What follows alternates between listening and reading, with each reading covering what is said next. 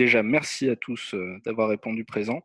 C'est vraiment chouette. Je pense que c'est un sujet qui intéresse pas mal de monde. C'est vrai que Seiko est connu pour ses plongeuses et c'est une gamme qui a énormément de succès. Donc, je suis pas trop étonné du résultat du vote pour le thème de ce deuxième chapitre. Je pense qu'on aura plein d'autres choses à raconter sur plein d'autres sujets, mais les plongeuses, c'est déjà un énorme sujet. Donc justement, bah, c'est tellement un sujet vaste chez Seiko, les plongeuses, que je pourrais pas parler de toutes les plongeuses que Seiko a jamais fabriquées parce qu'il y en a beaucoup trop. Ça serait très long et très chiant, je pense. Donc j'ai essayé de donner une vision d'ensemble à la fois complète, cohérente et abordable. Et puis en plus, je vais pas rentrer dans les détails de chaque, variation, de chaque modèle, de la longueur des aiguilles d'un modèle de transition qui existait pendant 2 semaines d'une année bissextile des années 70, c'est pas le but. Donc, ne soyez pas frustrés s'il manque certains détails ou si, certaines références, plus ou moins obscures ne sont pas citées. On pourra en discuter après dans les questions-réponses à la fin de la présentation. Voilà. Donc, avant de rentrer dans le vif du sujet, je trouvais ça bien de parler un petit peu du début des montres étanches de Seiko dans les années 60, parce que avant de se mettre aux plongeuses, bah, il y a eu, on va dire, une évolution progressive à partir de montres, de ce type. Donc, vous voyez bien que ça a pas grand-chose d'une plongeuse et on va même dire que l'étanchéité est très limite, vous allez voir ça tout de suite. Mais c'est intéressant parce que cette, Sportsman Dolphin qui est sortie en 1960, c'est la première Seiko avec le petit logo du dauphin au dos. Et ce dauphin, ça va devenir un symbole qu'on va retrouver dans pas mal de plongeuses Seiko, y compris au dos de la 62 masse. Et vous voyez qu'en termes d'étanchéité, ils disent même pas waterproof, c'est water protected. On ne sait pas trop ce que ça veut dire. Si vous portez cette montre, peut-être que les gouttes d'eau vous évitent, on ne sait pas. Mais en tout cas, voilà, c'est les tâtonnements de Seiko dans les montres étanches, avec ensuite la gamme Seahorse, donc cheval de mer, vous avez deviné, c'est un hippocampe. Donc on a les dauphins, on a les hippocampes. Et là, par contre, même si en apparence, elle a pas grand-chose d'une plongeuse, Seiko va vraiment communiquer avec un thème, très aquatique, avec, ce charmant monsieur qui porte son masque de plongée. Et donc c'est une montre étanche à 50 mètres cette fois-ci. Donc là, au moins, on commence à avoir des chiffres qui apparaissent. Et puis donc les Seahorse, elles vont se développer, ça va devenir presque une gamme à part. On va retrouver cette montre pour, ceux qui connaissent un petit peu les plongées Seiko, je pense qu'elle vous rappelle quelque chose. On en reparlera plus tard. Et puis voilà, il y a plein de petits modèles qui sont évidemment pas des plongeuses, mais qui sont pensés en tout cas pour les activités aquatiques, qui sont étanches. Je les ai mises parce que déjà je les trouve super jolies. Cette Blue Yacht, elle a un cadran, avec une texture qui est vraiment super sympa. Donc là, c'est à porter évidemment que si vous avez un yacht, hein, ça c'est une obligation. Donc voilà, pensez plus pour, toujours pas pour la plongée, mais là plus pour les activités, nautiques. Ou alors si votre signe astrologique c'est le poisson volant, vous avez la Flying Fish qui est super sympa aussi, qui est aussi une montre étanche, waterproof, mais bon, c'est vraiment les balbutiements de ce qui va nous amener aux premières montres, qu'on peut presque associer à des montres de plongée, parce que là, on a une lunette interne, tournante, on a des aiguilles, lumineuses, on va dire des index lumineux sur le cadran. Mais bon, niveau étanchéité, c'est pas encore ça, 30 mètres pour la Sportsmatic. Et donc, les Silver Wave, on va en reparler plus tard aussi, ça va devenir une gamme de montres étanches chez Seiko, et certains considèrent que ce sont les premières plongeuses. Je trouve que 30 mètres, voire 50 mètres pour certains modèles, c'est un petit peu limite. Mais c'est des montres que je trouve absolument géniales. Elles sont super jolies. Elles ont vraiment un look très sympa. Et puis, on voit bien que niveau communication, c'est vraiment axé sur la plongée sous-marine. C'est pas de la plongée professionnelle, hein, on voit bien que c'est le côté plus loisir. Et ces montres sont considérées, comme je disais, par certains, comme les plongeurs Seiko, comme les premières plongeuses Seiko. Donc là, on a les Sportsmatic étanches à 30 mètres, et puis on a les Seikomatic étanches à 50 mètres. Donc c'est juste pas les mêmes, mouvements, mais c'est des montres, très proches et qui sont vraiment, je trouve, vraiment mignonnes, vraiment charmantes, avec, pas mal de déclinaisons, différents cadrans, différentes lunettes et cetera. Donc là, on est toujours au début des années 60, c'est des modèles qui ont été, commercialisés à partir de 61 et puis, surtout avec les Silver Wave, on va voir l'apparition de ce logo que les amateurs de plongeuses, Seiko connaissent tous, qu'on appelle souvent le tsunami ou la vague et cetera, qui est en fait, associé directement au nom de la montre sur laquelle on l'a trouvé, donc la Silver Wave. Donc sur les Dolphins, on avait un dauphin, sur les Seahorse, on avait un hippocampe, sur les Silver Wave, on a une vague argentée. Ça semble cohérent. Et donc ce logo va devenir un logo très important pour les plongeuses Seiko, vous vous en doutez. Et puis en 1965 sort la première vraie plongeuse de Seiko, qui est non seulement leur première plongeuse, mais qui va être vraiment l'ancêtre en lignée directe de toutes les plongeuses Seiko, tout simplement. Donc c'est une recette assez intéressante, la 60 de masse. Elle fait partie de la grande famille des skin divers. Donc les skin divers, c'est des montres de plongée qu'on retrouve avec ce style de boîtier assez typique de cette grande famille de montres. Elles ont toutes à peu près le même boîtier parce que tout simplement à cette époque en Suisse, il y a principalement 2 fabricants de boîtiers qui font ce type de boîte, qui les vendent à toutes les marques et puis les marques après font leur petite sauce avec, ils vont changer les aiguilles, les cadrans, les lunettes et cetera. L'idée des skin divers, c'est que c'est des montres qui sont étanches entre 100 et 200 mètres et qui sont plus petites, plus fines que les plongeuses un peu plus, professionnelles, on va dire, de l'époque, comme par exemple la Rolex Submariner ou des montres comme ça. Donc ce sont des montres plus petites, plus fines, on va dire presque un petit peu plus civilisées et puis un petit peu plus, grand public aussi en général. C'est des montres qui restent, dans l'ensemble relativement abordables. Donc la 62 masse, elle reprend ce style de boîtier. Donc là par contre c'est tout fait en interne, hein, c'est tout fait, au Japon, mais on est vraiment dans la famille, dans la lignée des skin divers. Côté cadran, bah, je vous l'avais montré tout à l'heure le cadran de la Seahorse, d'une des Seahorse. Donc là, on va dire qu'ils se sont pas foulés, on va dire ça comme ça.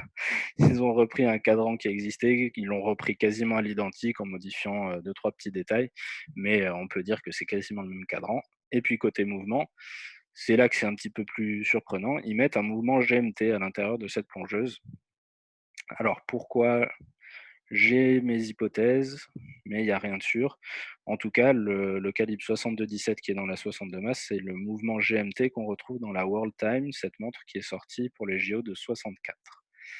Donc, si on fait un petit mélange de tout ça, si on reprend un boîtier Skin Diver, le cadran de la Seahorse, le mouvement de la World Time, on met tout ça dans un shaker, on secoue et ça fait la 60 de masse. Et la 60 de masse, donc comme je l'ai dit, c'est la première vraie plongeuse de Seiko, étanche à 150 mètres. Donc là, c'est autre chose que les 50 mètres ou les 30 mètres même des Silver Wave. Et là, on a vraiment une plongeuse, une vraie, avec la fameuse lunette tournante, avec le repère lumineux à midi, les aiguilles lumineuses, les grands index lumineux, etc. Et une étanchéité digne de ce nom. Et donc la 60 de masse, ce qui est intéressant aussi avec cette montre, c'est qu'elle a un pédigré plutôt sympa, puisqu'elle a équipé, alors on voit pas très bien sur les photos, mais c'est les seules images que j'ai trouvées. Elle a équipé, des scientifiques entre 1966 et 1969 qui faisaient partie de la Japan Antarctic Research Expedition, donc une expédition de scientifiques partis en Antarctique faire des recherches, il me semble surtout sur de la géologie. Mais voilà, une équipe de chercheurs et de scientifiques qui étaient tous équipés de 62 masses et qui sont allés, affronter le froid, l'humidité et toutes les aventures que l'Antarctique leur réservait avec leurs 62 masses au poignet.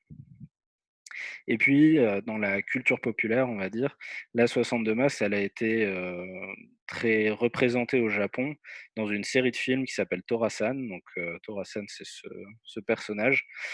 C'est une série de films qui est absolument inconnue chez nous, mais au Japon, c'est extrêmement populaire. Et en fait, c'est même la série de films qui détient le record du monde du plus grand nombre de films, puisqu'entre 1968 et 1900, je crois 97, ils ont fait 50 films qui suivent les aventures de ce héros qui est malheureux en amour et qui a des mésaventures professionnelles, etc. Bref, un truc très japonais. Et pendant les premiers films, pendant plusieurs films en tout cas, Tora-san va porter une 62 masse au poignet avec un bracelet acier qui est pas d'origine. Et je pense que ça a dû participer à la popularisation de la montre, en tout cas au Japon. Et donc la 62 masse, elle a été faite par ce monsieur. Donc les plus aguerris des amateurs Seiko reconnaîtront tout de suite Taro Tanaka. Donc c'est un grand designer chez Seiko, c'est même une légende, je pense qu'on peut le dire. Il est surtout connu pour son influence dans le design des grands Seiko. En particulier, c'est lui qui a mis au point la grammaire du design. On en a parlé la semaine dernière rapidement. Cet ensemble de règles du design qui donne une identité visuelle à Seiko et à Grand Seiko. Et c'est à lui qu'on doit la fameuse 44 GS, entre autres. Mais en plus d'avoir été un des piliers, on va dire, de Grand Seiko, c'est lui qui est le père de toutes les plongeuses Seiko. On va voir jusqu'où son influence va aller. Mais en tout cas, la 62 masse, c'est lui qui l'a créée. Et pour la petite histoire, il semblerait qu'il aime pas trop cette montre alors qu'elle est elle est extrêmement populaire chez les amateurs. Lui, il trouve que c'est pas un super design. Alors à mon avis, ce qui s'est passé, c'est que Seiko était un petit peu pressé de sortir une plongeuse parce qu'ils étaient un petit peu en retard par rapport à ce qui se faisait en Suisse. Et de ce qu'il dit, alors aujourd'hui, il est assez âgé, il se rappelle pas trop du développement de la 62 masse, mais il semblerait que ça a été un truc qui a été fait assez rapidement. Et je pense que c'est ce qui explique que la 62 masse, ça soit un petit peu un patchwork de mouvements pris ici, cadran pris là, boîtier pris encore ailleurs. Et malgré tout, je trouve que ça marche et que la 62 masse, ça reste une montre de légende. N'en déplaise à son créateur, Taro Tanaka. Et donc, la 62 masse, quand je vous disais que c'était l'ancêtre de toutes les plongeuses, c'est qu'elle va donner naissance à la fois à la gamme professionnelle, donc c'est ce qu'on va voir tout de suite, vraiment en filiation directe. Et puis ensuite, dans un deuxième temps, on reviendra sur la deuxième gamme qui a découlé, on va dire, de la 62 masse, c'est-à-dire une gamme un peu plus grand public. Et donc, la gamme professionnelle, elle commence 2 ans après la sortie de la 62 masse. Donc, on a dit que la 62 masse sortait en 65. Et en 67, Seiko sort la 62-15. Donc, la 62 masse, son calibre, c'est le 62-17. Le 7, ça indique la fonction GMT. Et là, on a le calibre 62-15. Donc, ça veut dire qu'ils ont pris le même calibre, mais ils ont juste viré la fonction GMT. Donc, niveau mouvement, on est très très proche. Mais après, tout l'habillage, tout le reste n'a plus rien à voir avec la 62 masse. Un des premiers détails importants à noter, c'est que la couronne passe à 4 heures. Et puis surtout, on passe sur un boîtier monobloc qui permet une étanchéité à 300 mètres. Donc un boîtier monobloc, ça veut dire tout simplement que toute la montre et le mouvement sont accessibles par l'avant. C'est-à-dire que pour démonter la montre, on enlève la lunette, on enlève le verre, on enlève les aiguilles, le cadran, et là on a accès au mouvement. Et donc évidemment, moins il y a d'ouverture dans le boîtier, et plus la montre va être étanche. Et puis l'autre chose à noter, c'est le début de cet ensemble de couleurs, on va dire, avec ces cadrans aiguilles gilt, donc dorés. Et c'est aussi quelque chose qui va devenir un thème récurrent dans les plongeuses Seiko. Et puis après 1 an de production, la 62-15 va être remplacée par une montre très très proche, très très similaire, la 61-59 7000. Donc la 61-59, comme vous le voyez, niveau esthétique, elle ressemble beaucoup, beaucoup, beaucoup à la 62-15. Elle a la même construction de boîtier. Il y a plein de petits détails qui changent évidemment au niveau du cadran, au niveau de l'épaisseur de la lunette, etc.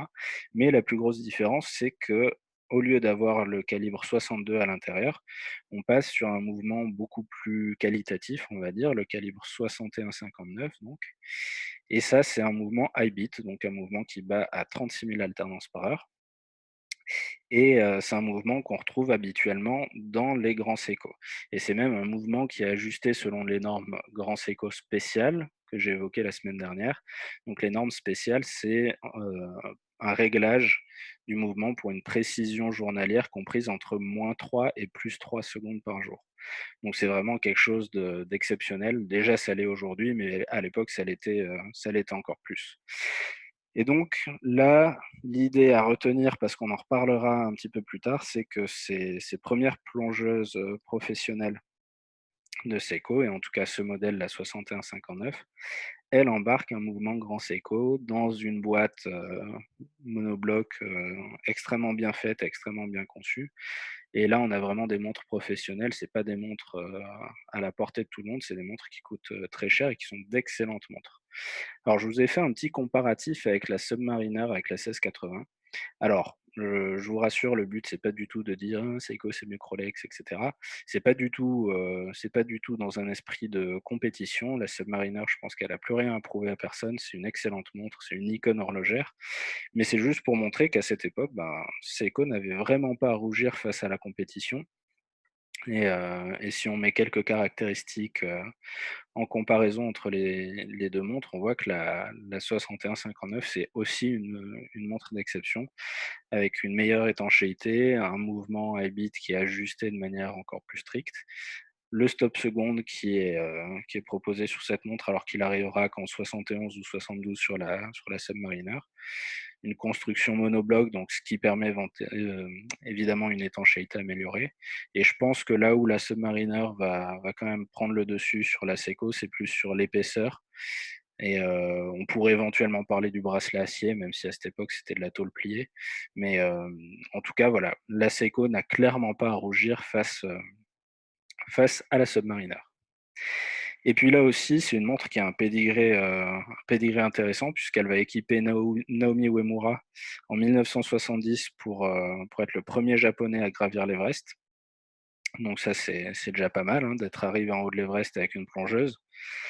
Et puis, elle va aussi aller dans l'espace. Alors, ce monsieur que vous voyez à droite, c'est monsieur Matsumoto. C'est le créateur d'Albator, le le fameux manga et animé, japonais et c'est un fan de l'espace. Il a fait plein d'autres œuvres qui se passent dans l'espace et en 1992, il y a eu une mission, conjointe des Américains et des Japonais pour aller dans l'espace et c'était la première fois qu'un civil japonais allait dans l'espace. Donc c'est un chercheur, un scientifique, monsieur Mori, vous voyez son nom sur le petit écusson. Et donc monsieur Matsumoto, le père d'Albator, participe, au projet en tant que, on va dire, chargé de communication. Il travaille avec l'équipe des relations publiques pour, faire la pub sur ce projet et depuis l'âge de 30 ans, en fait, il porte une 6159 qui lui a été offerte par sa femme et quand il apprend qu'un Japonais va aller dans l'espace, il lui demande s'il est d'accord d'emmener sa montre avec lui dans l'espace et donc c'est ce que va faire monsieur Mori et quand il redescendra sur terre, il lui rendra la montre avec un petit certificat qu'on voit en photo. Alors c'était pas une montre de dotation, c'était pas une montre qui a servi spécialement dans une mission, mais en tout cas, c'est une plongeuse qui allait faire un petit séjour dans l'espace en plus d'avoir été, déjà sur le toit du monde et je trouve ça plutôt cool. Et puis en 1968, donc la même année que la sortie de la 6159, Seiko va recevoir un courrier d'un plongeur qui vient du port de Kure. Donc ça, c'est le port de Kure qui est à côté d'Hiroshima. C'est le plus gros port industriel du Japon. C'est aussi un gros port, militaire. C'est là-bas qu'ils ont fabriqué le Yamato, le fameux cuirassier, de l'armée japonaise pendant la Seconde Guerre mondiale. Et donc ce plongeur qui travaille à Kure, que vous voyez là en photo, il leur envoie une lettre en leur expliquant que donc c'est un gars qui fait de la plongée en saturation. Donc c'est ça la plongée en saturation. On voit à gauche une espèce de cloche avec lesquelles les plongeurs descendent et ils vont rester plusieurs jours en profondeur pour rester habitués à la pression qui règne à ces profondeurs-là. Et ils sortent régulièrement de leur cloche pour faire des travaux. Donc en général, ils vont travailler sur des plateformes pétrolières, sur des installations comme ça. Et parfois, ils plongent très très profond. Ça peut être quelques dizaines de mètres, mais auxquels ils ont besoin de rester plusieurs jours, voire plusieurs semaines. Et là, en l'occurrence, le plongeur qui leur envoie une lettre à Seiko en 68, il descend à plus de 300 mètres, sauf que la plongeuse professionnelle de Seiko, elle est étanche qu'à 300 mètres. Et le problème qu'il y a, c'est vraiment lié à la plongée en saturation. Donc la plongée en saturation, le principe, c'est que pour s'habituer à la pression qui règne au fond des océans, la cabine avec laquelle ils descendent, elle est pressurisée. Et elle est pressurisée avec de l'hélium. Ils respirent beaucoup plus d'hélium que nous à la surface. Et ce qui se passe, et le problème en tout cas avec les montres, ça arrive quand ils remontent. Ils vont remonter par paliers pour décompresser progressivement, comme quand on fait de la plongée normale.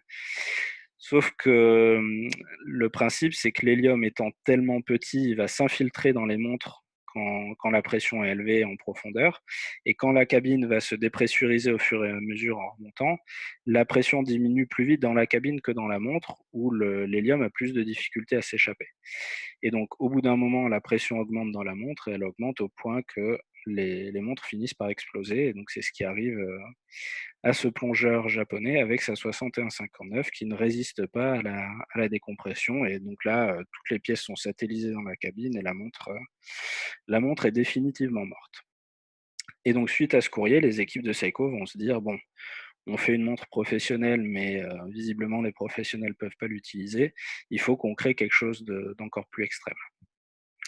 Et donc, ils vont plancher pendant 7 ans, de 68 jusqu'à 75, pour sortir j'allais dire ce bijou de technologie et à la fois ce monstre qu'est la Tuna, la fameuse plongeuse de Seiko avec ce look si particulier, qui elle est donc étanche à 600 mètres et qui est une montre particulière à bien des égards. Donc c'est pas écrit sur le cadran, mais c'est aussi une montre high beat puisqu'elle a exactement le même mouvement, le calibre 61-59, qui, heu, qui qui équipait sa prédécesseuse. Et donc la grande Phaser Tuna, comme on l'appelle, vu que c'est l'ancêtre de toutes les tunas, c'est une montre qui a une histoire aussi très intéressante et on ne peut pas parler de la Tuna sans parler de ce monsieur qui s'appelle Ikuo Tokunaga. Et donc Tokunaga, c'est un ingénieur qui travaille chez Seiko, qui a eu un rôle très, très important dans le développement de toutes les montres professionnelles de Seiko, pas que les plongeuses. On peut considérer qu'il est, à l'origine plus ou moins de la gamme Prospex et souvent on le présente comme étant le père, en tout cas le créateur de la Tuna. Mais ça c'est une histoire qui est malheureusement fausse ou, du moins en très grande partie fausse, puisqu'encore une fois le créateur de la Tuna n'est autre que Taro Tanaka. Donc en fait, pour la petite histoire, Ikuo Tokunaga, il est diplômé de son école d'ingénieur en 1970 et donc si vous avez un petit peu suivi les dates que j'ai données, le développement de la Tuna commence en 1968. Donc déjà, à l'origine du projet, Tokunaga n'était même pas là et puis en plus, quand il arrive, chez Seiko, ben c'est un jeune diplômé, un jeune ingénieur, un très bon ingénieur, ça il y a pas de doute. Mais en tout cas, surtout au Japon, il est soumis à toute une hiérarchie et la plupart des idées de développement de la Tuna viendront de Taro Tanaka. Donc on a une petite photo, malheureusement j'en ai pas trouvé d'autres et elle est assez petite, mais en haut à gauche, c'est justement Taro Tanaka qui est allé, travailler énormément avec les plongeurs professionnels du port de Kure et là on le voit, à la fin des années 60 sur une plateforme pétrolière où interviennent des plongeurs. Donc on voit des photos à droite d'un plongeur qui est en train de se préparer et puis de cette cabine de pressurisation qui va être immergée et qui va descendre avec un ou plusieurs plongeurs à l'intérieur. Et donc Taro Tanaka, c'est lui qui fait déjà le premier petit croquis qu'on voit en bas à droite. Donc ça, c'est un croquis qu'il fait et qu'il envoie aux équipes de Suwa Seikosha, vu que c'est l'usine qui va être en charge de développer cette montre, suivant les idées et les instructions de Taro Tanaka. Et il essaye de leur expliquer avec ce dessin le principe de la Tuna, avec cette espèce de protection qui vient autour du boîtier, qui protège la couronne, qui protège la lunette, mais qui a aussi quand même des ouvertures qui permettent d'accéder à la lunette tournante. Et Taro Tanaka, c'est lui qui va aussi designé le logo dont on a déjà parlé, qu'on voit en bas à gauche, qui est la vague Silver Wave, qui deviendra le logo des plongeuses Seiko par la suite, et qu'on retrouve sur la grande Phaser Tuna. Et donc, pour la petite histoire, si vous regardez bien le schéma, enfin le petit dessin qui est à droite de Taro Tanaka, on voit qu'au tout début, c'était prévu que cette tuna, ça soit une Silver Wave. Donc on voit bien le petit logo Silver Wave au-dessus du logo des 600 mètres, ce qui explique évidemment la présence de la fameuse vague. Et donc cette vague qui était à l'origine la vague des Silver Wave, elle va finalement devenir le symbole des plongeuses, et on le retrouve aujourd'hui sur toutes les plongeuses de la marque.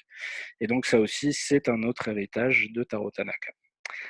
Après, un petit peu plus spécifiquement, si on parle de la tuna, Taro Tanaka a trouvé son inspiration pour cette montre dans la nature. Donc en haut à gauche, je vous ai mis une illustration qui représente des petits crustacés qui s'appellent en japonais les Fuji Tsubo. Donc c'est Fuji, le mont Fuji, vous avez deviné pourquoi. Et puis Tsubo, ça veut dire le vase, parce que les Japonais trouvaient que ça ressemblait à des espèces de petites céramiques, à des petits vases qui ressemblent au mont Fuji. En français, je crois que ça s'appelle les balanes. Et donc je vous ai mis une petite coupe à droite de ce fameux crustacé. L'idée, c'est pas de vous faire un cours de biologie, mais simplement de voir pourquoi ce petit crustacé a inspiré Taro Tanaka. C'est parce que c'est un crustacé qu'on retrouve souvent sur les digues, les rochers, etc., qui se prend des vagues dans la tronche toute la journée. Et pourtant, à l'intérieur de ce petit truc, on a un mollusque qui vit et qui est à l'abri, même s'il se prend des vagues dans la tronche toute la journée. Et donc, c'est à partir de ça que Taro Tanaka s'est dit, tiens, c'est intéressant, si une coque externe de protection comme ça, rigide, elle permet aux baleines de se prendre des vagues toute la journée et pourtant de fonctionner très bien et de vivre très bien en étant adapté à leur environnement, peut-être que ça serait intéressant d'avoir quelque chose de similaire sur nos montres, c'est-à-dire cette espèce de coque de protection qui vient à l'extérieur. Et donc c'est ça qui va donner à la tuna son fameux shroud, comme on dit en anglais. En français, je ne sais pas s'il y a un nom, mais cette coque de protection qui donne son look et sa spécificité à la tuna. Et puis, c'est lui aussi qui va participer au développement de la peinture lumineuse qu'on retrouve sur les cadrans de la tuna. Il va travailler avec une entreprise japonaise qui est spécialisée depuis la Seconde Guerre mondiale dans la fabrication de peintures lumineuses pour les réveils, les horloges, les, les montres d'aviation, etc. Et son idée, alors ça se voit pas, j'ai mal choisi la photo, mais son idée à Taro Tanaka, c'était de se dire, il faut qu'on crée une peinture lumineuse qui soit pas radioactive et qui soit blanche.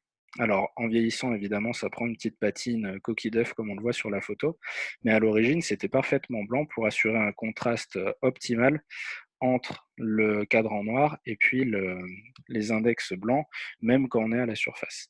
Et cette boîte avec qui il va travailler, qui s'appelle Nemoto, je ne sais plus comment, un nom japonais, c'est eux qui vont travailler avec Seiko pour développer le fameux LumiBright, que Seiko va ensuite pouvoir utiliser de manière exclusive pour eux. Et puis, c'est cette même boîte qui sera à l'origine du fameux Super Luminova qu'on trouve maintenant sur la quasi-totalité des montres suisses. Et donc, à l'origine de ce projet de développement d'une peinture blanche, lumineuse et non radioactive, Taro Tanaka a aussi joué un rôle important. Et puis, une autre spécificité qui semble aujourd'hui complètement anodine, mais qui est intéressante, c'est le développement du bracelet pour la tuna. Donc à cette époque, les bracelets en silicone ou en caoutchouc pour les montres de plongeuses sont droits. Et puis, Taro Tanaka va avoir une idée de se dire, plus on descend profond avec la pression et plus le poignet se contracte et donc la montre se met à bouger. Donc, il faut qu'on trouve un système qui permette d'adapter ça. Et il va s'inspirer, comme on le voit sur cette image, du soufflet qu'on peut retrouver sur certains objectifs d'appareils photo à cette époque, pour développer cette forme on va dire aujourd'hui en accordéon, pour le bracelet de sa plongeuse. Alors aujourd'hui, comme je disais, ça semble anodin parce que c'est un truc qu'on retrouve sur n'importe quelle montre étanche, même une Icewatch à 30 balles. Et pourtant, à l'époque, ça n'existait pas et ça a été développé spécialement par Taro Tanaka pour la tuna. Et donc là aussi, on voit qu'il a eu un impact assez important dans l'histoire des montres et des plongeuses de manière générale. La tuna, il y aurait plein d'autres choses à dire dessus. Par exemple, c'est la première fois qu'il y a une plongeuse qui utilise un boîtier en titane. toujours un boîtier monobloc, hein, évidemment, comme c'est la tradition, on va dire, sur les plongeuses professionnelles. Sur cette protection externe, ce shroud, ils vont pulvériser une matière très très chaude et très très résistante qui va donner des caractéristiques anti-éraflure à cette protection. Enfin bon, ils vont mettre en place tout un ensemble de choses pendant 7 ans pour, euh, pour créer cette fameuse grande phaseur tuna. Et donc, une fois qu'on a ces deux montres, donc toutes les deux avec le même calibre, mais avec autour des choses très très différentes, et ben là on a quasiment l'histoire complète des plongeuses, puisque vous allez voir que toutes les plongeuses professionnelles, ou presque, sont des descendantes de ces deux montres. Donc si on récapitule, on a la 62 masse qui donne naissance à une gamme, on va dire grand public, sur laquelle je reviendrai après, et puis à une gamme professionnelle. Et dans la gamme professionnelle, on va avoir deux lignées principales qui sont les descendantes de la 6159 7000, donc c'est à la gauche, et puis les descendantes de la Tuna. Et donc je vous propose qu'on parle maintenant un petit peu plus de cette fameuse Tuna et de ses descendantes. Donc c'est un nom qui a été donné par des amateurs de la marque, hein, c'est pas un nom officiel de Seiko à l'origine. Et puis c'est devenu tellement populaire, tout le monde appelle cette montre comme ça, que Seiko s'en est accaparé, on va dire, et il y a, il me semble, 2 ou 3 ans. Ils ont fait un poisson d'avril en annonçant qu'ils sortaient une montre de survie avec à l'intérieur des réserves d'énergie pour la personne qui la porte. Donc ils ont sorti tout un ensemble d'illustrations comme ça de différentes tunas avec la fameuse boîte de thon, mais cette fois-ci avec la vraie. Et je trouvais que c'était un clin d'œil sympa aux amateurs de la marque. Donc, la grande phaseur Tuna, la première Tuna automatique sort en 75 et le milieu des années 70, c'est l'arrivée sur le marché et le début de la popularisation du quartz. Donc 75 quand sort la grande phaseur Tuna avec son modèle, avec son mouvement Grand Seiko, c'est la même année où Grand Seiko va arrêter d'exister et c'est le début de la fin des montres mécaniques. Et donc forcément, ce qui devait arriver arriva, puisqu'en 78, Seiko va sortir des tunas avec des mouvements à quartz cette fois-ci, mais des mouvements à quartz spécifiques, développés exprès pour les tunas, et des mouvements extrêmement robustes. Ils sont basés sur le calibre de la Turtle, dont je reparlerai un petit peu plus tard, donc le calibre 6309. Et donc, c'est des montres avec une platine en métal, avec vraiment plein de caractéristiques qui en font des montres super solides, super résistantes. Elles ont un couple très élevé pour pouvoir bouger ces énormes aiguilles qu'on retrouve sur les tunas. Avec un mouvement à quartz classique, c'est pas possible. Et donc, ils vont sortir deux modèles. Un modèle étanche à 300 mètres, qui est fabriqué tout en acier et qui n'est pas de construction monobloc. Donc là se pose la question, est-ce que c'est vraiment une tuna? Donc là, il y a un débat sur qu'est-ce qui fait qu'une tuna est une tuna ou qu'est-ce qui fait qu'une tuna n'en est pas une. Certains pensent qu'une tuna doit être monobloc. Moi, en tout cas, cette petite tuna 300 mètres, je l'ai eue, je l'ai revendue et je la regrette. C'est une montre vraiment géniale. Et puis, ils sortent une autre icône dans la famille des plongeuses Seiko avec la Golden Tuna, donc celle qu'on voit à droite, qui est étanche, elle, à 600 mètres, qui est fabriquée en titane et qui a ce revêtement doré. Donc ce revêtement, c'est du nitrure de titane. Donc le nitrure de titane, c'est un revêtement technique qui est utilisé dans l'industrie pour toutes les pièces où il va y avoir du frottement, de l'usure, etc. Ça a pour but de justement rendre cette montre beaucoup plus résistante à l'usure et aux rayures. Et ça va lui donner ce look si particulier qui lui vaut le surnom de Golden Tuna. Et la Golden Tuna, pour moi, c'est une montre déjà assez importante dans l'histoire de Seiko. Mais en plus, il s'avère que c'est la dernière montre qui a été conçue par Taro Tanaka. Parce que quand elle sort en 78, en fait, la même année, va être dissous le studio de design de Seiko, qui est dirigé par Taro Tanaka. Donc on pourra en reparler une autre fois de cette histoire de dissolution du studio de design de Taro Tanaka. Mais en tout cas, la Golden Tuna, c'est la dernière montre qu'il a fait. Après, il a été consulté pour des rééditions, des choses comme ça. Mais vraiment, c'est son dernier bébé, on va dire. Et ça fait de cette Golden Tuna une montre d'autant plus particulière, puisque c'est pas juste la dernière plongeuse qu'il a fait, mais c'est vraiment la dernière montre qu'il a conçue. Et donc, voilà. Ça fait de cette Golden Tuna une montre vraiment unique, en tout cas à mes yeux. Et puis au bout de quelques années, la Golden Tuna va évoluer, on va passer sur une version 1000 mètres. Il y a des petits détails qui changent, et cetera, mais le principe de fonctionnement va rester quasiment le même. La plus grosse évolution qu'il y a en plus de l'étanchéité, c'est que cette fois-ci, on améliore encore un petit peu plus le calibre et on passe au calibre 7C46. Alors je vous demande pas de retenir toutes les références évidemment, mais vous allez voir qu'en fait jusqu'à encore aujourd'hui, c'est ce même calibre qui est utilisé dans les tunas parce que c'est un mouvement qui est super précis, super robuste et que a priori, il n'y a pas de raison d'aller chercher ailleurs puisque ça serait difficile de faire mieux pour un mouvement quartz pour une plongeuse professionnelle. Et puis la même année, il va sortir cet ovni, on va dire. Alors j'ai hésité à en parler, mais je trouve dommage de parler des plongeuses professionnelles sans parler de la ashtray. Donc ashtray, ça veut dire cendrier. Donc vous avez deviné pourquoi elle porte ce surnom. Alors est-ce que c'est une tuna ou pas? Bah là, encore une fois, il me semble pas. Alors faudrait demander à Richard qui est sûrement avec nous, Richard Sego, qui est un fan de plongeuse professionnelle et qui est un fan de la H-Tray. Il me semble pas que ça soit un boîtier monobloc, il me semble qu'elle a un fond vissé, mais là j'ai un doute. Et puis elle n'a pas cette protection qu'on trouve sur les tunas, mais pourtant ça reste quand même aussi une montre professionnelle étanche à 600 mètres, extrêmement robuste, extrêmement résistante. Et si c'est pas une tuna, en tout cas c'en est une cousine très très très très proche. Et donc, juste un petit détail qu'on voit sur cette photo. Sur l'image de gauche, vous voyez un petit logo SQ au-dessus de Professional Diver 600 mètres. Et le logo SQ, c'est un logo qu'on retrouve juste sur les montres qui seront exportées hors du Japon. C'est-à-dire que si vous voyez une plongeuse de cette époque, donc par exemple la Golden Tuna dont j'ai parlé juste avant, là, elle n'a pas le logo SQ, donc ça veut dire que c'était le modèle pour le marché japonais. Alors que là, vous voyez à gauche un modèle d'exportation et puis à droite un modèle pour le marché japonais. Et puis donc les tunas vont continuer à évoluer. Donc en 86, on a dit on a la Golden Tuna 1000 mètres. Et puis en 91, on va avoir une nouvelle version de la Tuna 300 mètres. Donc encore une fois, c'est une version avec un fond vissé, etc. On n'est pas sur la version monobloc, mais tout le reste est quasiment identique. On a le même mouvement, etc. Et donc comme la première Tuna 300 mètres, elles sont entièrement en acier. Et puis ces modèles vont évoluer. En 2009, en plus des modèles tout acier, on va voir ceux avec cette lunette noire. Il me semble que c'est la première fois que la Tuna est proposée sur un bracelet métal. Et puis, on va avoir en 2005, toujours en parallèle des autres modèles qui existent, ce modèle qui va sortir, qui est surnommé la Darth Tuna.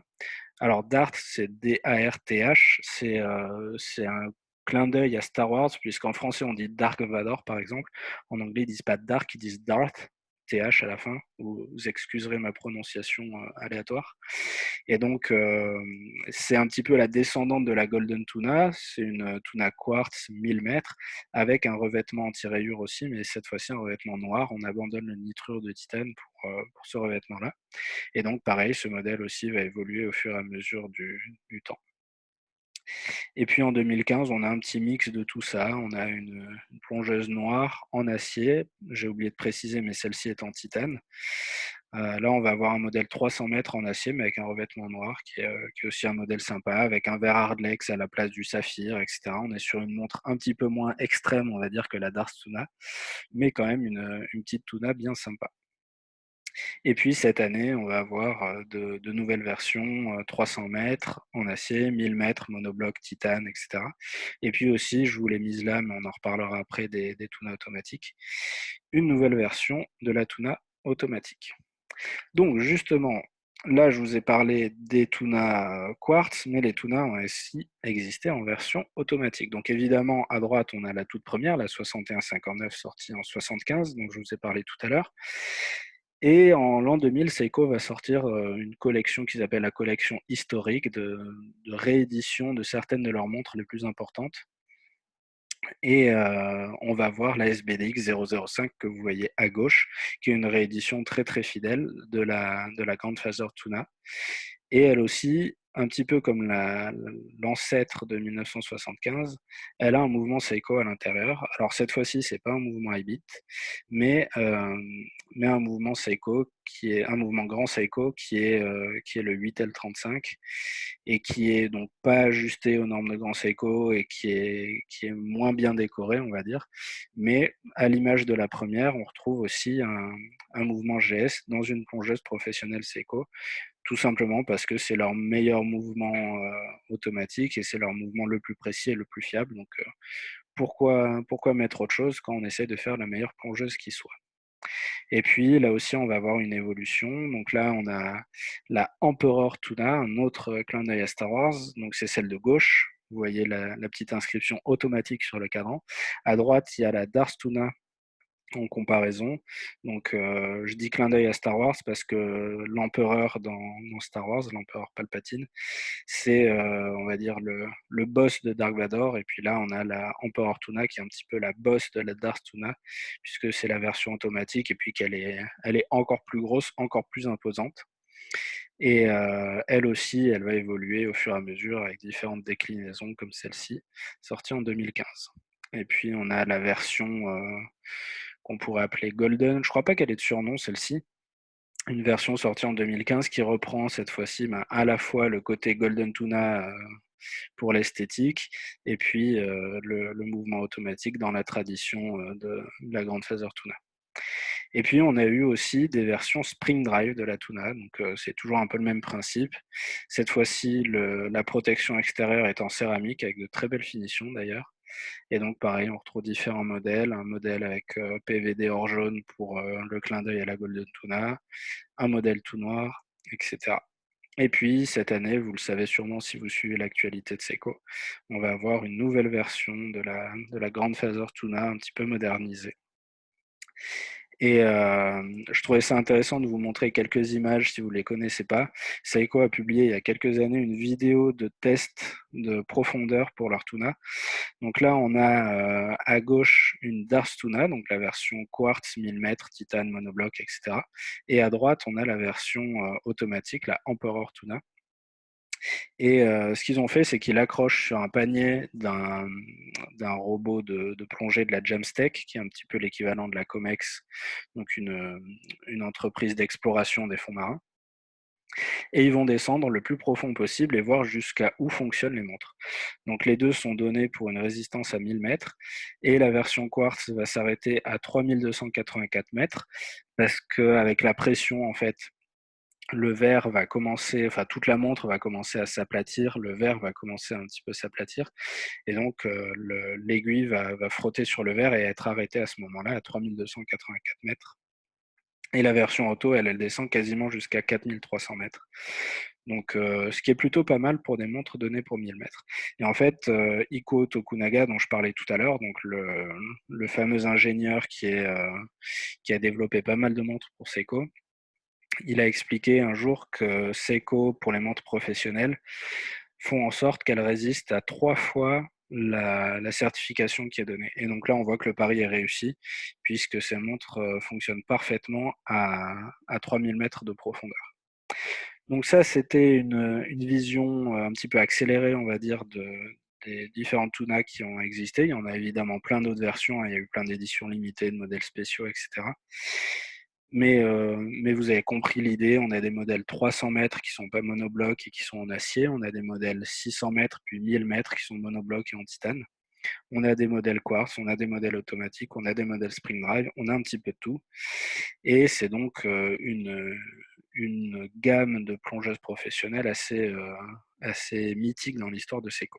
Et puis donc, si on revient à la 6159 7000 qui est sortie en 68, et ben elle aussi, évidemment, elle va avoir des descendantes, mais des descendantes un petit peu plus récentes, puisque sa première descendante directe, c'est une autre montre sortie pour la collection historique de l'an 2000, avec la SBDX 003, qui reprend le cadran Gilt de la 6159. Hein, donc, on voit bien qu'ils ont respecté cette version-là. Pareil, hein, il y a eu plusieurs versions de cette montre, avec aussi des lunettes Gilt, des lunettes avec les inscriptions dorées. Mais là, ils ont fait le pari, en tout cas, de rester sur des chiffres argentés pour la lunette et puis le cadran Gilt. Et puis tout de suite après, va sortir donc la fameuse Marine Master 300 qui a pas vraiment besoin d'introduction, enfin si ce n'est qu'on l'introduit depuis tout à l'heure en tout cas. Mais la fameuse Marine Master 300 qui est aussi une plongeuse devenue mythique dans l'histoire de Seiko. Donc celle-ci, c'est une édition limitée qui fait partie juste de la collection historique, alors que là, on est sur un modèle commercialisé de manière classique. Donc déjà, on voit qu'à cette époque, Seiko faisait aussi une édition limitée plus proche du modèle historique, et puis une version commercialisée légèrement plus modernisée. Et donc, pareil, je ne reviendrai pas sur les différentes petites évolutions de la Marine Master 300. Si ça vous intéresse, on pourra en parler. Mais je trouvais ça sympa juste de citer la SBDX 012, puisque là, on a lunettes gilt et cadran gilt. Donc ces petites touches de doré qui deviennent assez typiques des plongeuses Seiko dans l'histoire un petit peu plus moderne, toujours en clin d'œil à ces plongeuses historiques. Et puis on a évidemment la SLA 025 qui est sortie, si je ne dis pas de bêtises, il y a 2 ans, qui est un clin d'œil un petit peu plus anatomiquement précis, on va dire, de la 61-59, mais avec un mouvement high beat cette fois-ci, comme l'original. Et c'est une montre qui a gagné le Grand Prix d'horlogerie dans la catégorie des montres de sport en 2019, si je ne me trompe pas. Et puis la dernière version de la Marine Master, je la mets parce que c'est ma chouchoute et que je la porte tous les jours depuis des mois et que je la trouve absolument géniale. Et petite évolution esthétique avec le 300 mètres en doré et puis l'aiguille des secondes en doré qui sont encore une fois un petit clin d'œil à cette particularité des plongeuses Seiko qui aiment bien avoir ce mélange de couleurs. Et puis cette année, encore une fois, si vous suivez l'actualité de Seiko, vous savez qu'ils vont sortir un nouveau modèle avec un nouvel alliage de métal, avec un mouvement high beat, etc. Et puis, si on extrapole un petit peu sur la descendance de la 61-59, je pense qu'on peut parler aussi de ces modèles-là, parce que même si en apparence, il n'y a pas tant de ressemblance que ça avec la Marine Master, la fameuse Marine Master 300, mais en fait, elle a quand même un boîtier qui ressemble un petit peu. Elle a ce profil de corne qui est typique de la 61-59, mais c'est un petit peu la 61-59 si elle était allée à la salle de muscu pendant des années, quoi. Donc là, on passe sur une version étanche à 1000 mètres, qui est évidemment beaucoup plus grosse, beaucoup plus imposante, avec encore ce mouvement high beat qui est emprunté à Grand Seiko. Et là, Seiko a aussi communiqué avec cette montre, avec une vidéo qui est facilement dispo sur YouTube, où encore une fois, ils la font descendre à des profondeurs inhumaines. Donc cette fois-ci, le test se passe à 1200 mètres à peu près. Et par contre, la différence avec le test des Tuna, c'est que c'est un test dynamique. Vous allez voir qu'ils font plein de petites choses. Donc, ils fixent la montre à un bras articulé d'un robot qui est là, on voit en haut à gauche à 1210 mètres de profondeur. Et donc, pendant 3 jours, ils vont faire plein de tests, on pourrait penser plein de jeux. Après, je pense qu'il y a quand même aussi une équipe de chercheurs qui fait un travail de chercheur derrière. Mais en parallèle, ils ont aussi cette montre accrochée sur le bras du robot. Et donc, là, on voit par exemple, ils sont en train de faire passer la montre dans le petit circuit qu'on voit, là, l'espèce de fil de fer. Ils font plein de petits tests comme ça. Là, on voit pas très bien. J'ai essayé de faire des captures d'écran de la vidéo, mais vous la trouverez facilement sur YouTube si vous voulez aller regarder. Ils balancent la montre dans le sable et les coquillages par 1200 mètres de profondeur. Après, une fois que la montre elle est posée, ils balancent des petits coquillages dessus pour voir comment elle résiste. Là, pareil, on voit pas trop, c'est plus visible en vidéo. Mais il y a, alors je sais plus comment ça s'appelle en français, hydrothermal vent, c'est une espèce de cheminée hydrothermale, je sais pas comment il faut dire, c'est ces cheminées qui crachent de l'eau très chaude qu'on retrouve en profondeur. Et donc pareil, ils vont mettre pendant quelques secondes la montre là-dedans pour voir comment elle supporte les chocs de température, etc. Et au bout de 3 jours de test par 1200 mètres de profondeur, ils remontent les montres. Ils vérifient qu'elles fonctionnent et puis ils vérifient leur précision. Et puis évidemment, vu que ce sont des plongeuses professionnelles Seiko, même par 1200 mètres pendant 3 jours, elles continuent à fonctionner parfaitement. Et puis donc, je vous ai parlé un petit peu des descendantes automatiques de la 61-59 avec les fameuses Marine Master 300. On a une Marine Master 1000 en automatique et puis on a une Marine Master 600 Spring Drive. Donc on va avoir aussi quelques plongeuses Spring Drive équipées de ce mouvement. Donc celle-ci qui est une vraie bête, qui est une montre que j'adore aussi. Je peux vous dire qu'une fois que vous avez porté cette montre, à côté, la Marine Master 300, on dirait une flic-flac, on dirait vraiment une montre pour enfants parce que celle-ci, c'est vraiment une machine de guerre. Elle est absolument géniale, cette montre. Et puis, plus récemment, il y a eu évidemment la sortie de la gamme LX. Et au sein de la gamme LX, il y a plusieurs modèles et il y a un modèle plongeuse professionnelle qui est celle-ci que je trouve particulièrement cool et qui est à nouveau un clin d'œil au design de la 6159 d'origine. On retrouve ce profil de corne assez typique, etc. Et puis, elle existe déjà en quelques déclinaisons. Donc, on a le modèle normal, on a le modèle noir. Et pour les avoir essayés à Bâle l'an dernier, je les trouve absolument incroyables. Et surtout le modèle noir, c'est vraiment des montres géniales et donc des plongeuses professionnelles équipées du fameux mouvement Spring Drive. Et puis alors après, il y a quelques petites montres qui, à mon sens, méritent qu'on les questionne un petit peu puisqu'on dit qu'elles sont professionnelles, hein, c'est écrit sur le cadran. Mais déjà, elles ne sont pas toutes les versions, ce cadran professionnel. Selon où elles sont commercialisées, ben, on a ou pas la version professionnelle sur le cadran. Et puis, je trouve qu'on est en mesure de se poser la question, est-ce que ce type de petite montre étanche à 200 mètres avec une construction classique, etc., est-ce que c'est à mettre dans le même groupe qu'une Tuna 1000 mètres ou qu'une Marine Master 300, etc.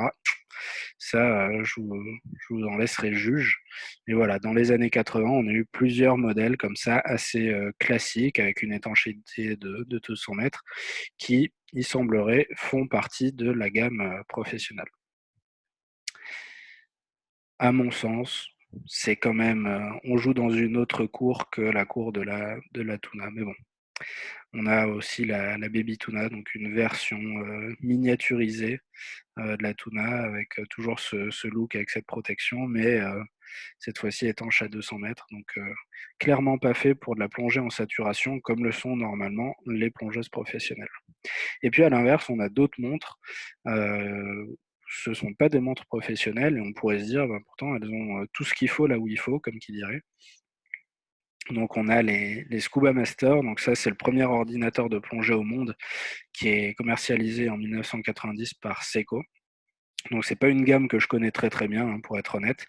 Encore une fois, Richard Sego est normalement avec nous, aujourd'hui, donc si jamais vous avez des questions, je sais qu'il adore ces montres-là, il saura y répondre, mieux que moi.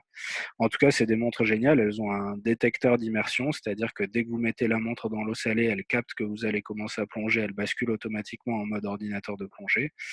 Et puis, il y a toutes les fonctions qu'il faut. Il y a un capteur de profondeur, il y a une alarme qui vous avertit si vous remontez trop vite.